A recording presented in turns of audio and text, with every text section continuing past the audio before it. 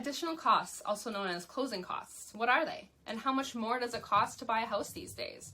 These are all great questions to ask and understand before starting your home buying journey. In this quick but detailed video, I'm going to go over 7 of the most typical costs associated with buying a home, who pays them, and when, so you're not scrambling for funds after your offer has been accepted. Number 1, the down payment. Most of you know about this one. The down payment is money you need in the bank or access to before buying a home. This needs to be around 5% of the sale price of the home you want, if you are with CMHC. If you're not, then you will need around 20% down. CMHC stands for the Canadian Mortgage and Housing Corporation. They insure your mortgage so that you can afford the down payment of 5%, as a lot of people wouldn't be able to afford 20%. They charge you 4% of the purchase price to do so. So over the amortization period of your mortgage, that extra is added on to your monthly payment. Down payments can come from savings, RRSPs, gifted money, cashback mortgages, the list goes on. So for a house purchase price of $300,000, you would be charged the 4% to be insured by CMHC, which is $12,000. But included in your closing costs, you would be charged 8% sales tax on that $12,000, equaling $960. Number 2, the deposit. One thing you will need access to right at the beginning of your home buying experience is money for a deposit. When you put an offer in on a home, the offer breakdown includes an amount for a deposit you're going to give to show you are serious about buying the home. Typically, a deposit is around $5,000 depending on the price of the home and the competition surrounding the property. Higher deposits can be a positive influence on a multiple offer situation. A check for the deposit needs to be put into the lawyer or listing agent's trust account 48 hours after the offer is accepted. This money is taken off of your down payment, not in addition to. So for a house purchase price of $300,000, you would need $15,000 for a down payment. Of that $15,000, you would need $5,000 upfront for a deposit.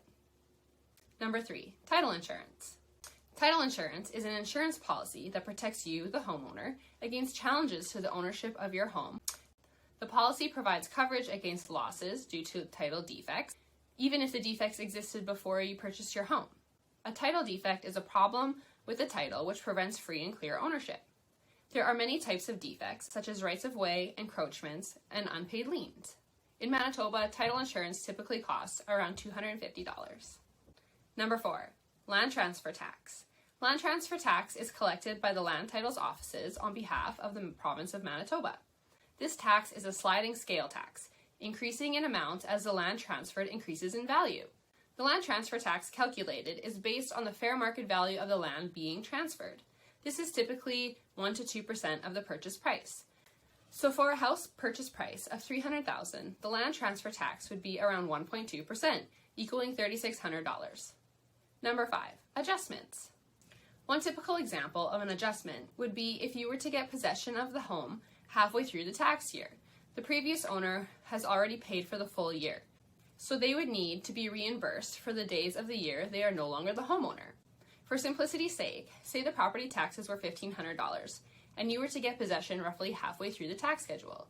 You would then need to pay the seller, through the lawyer, around half of that, which is $750. Number 6, legal fees. Depending on your lawyer and the complexity of your situation, typically real estate legal fees for buying a home run around $1,200. And finally, we're at number 7, extras. These can include a home inspection, which typically run between $400 to $600 that you may want conducted on the home. This can be a condition of your offer, so if the inspection comes back not so good, you can either revisit your offer purchase price based on what you learned about the home, or walk away from the home altogether. If you're buying a rural property and there is a well, you may want to have water testing done or septic evaluations completed in addition to that.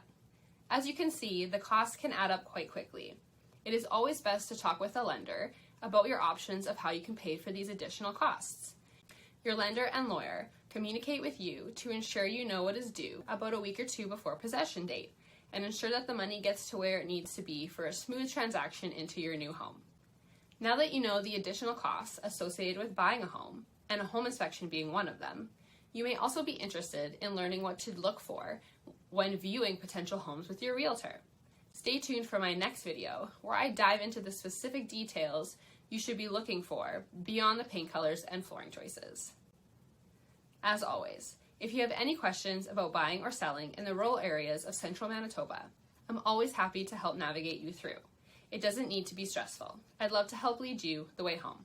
Until next time.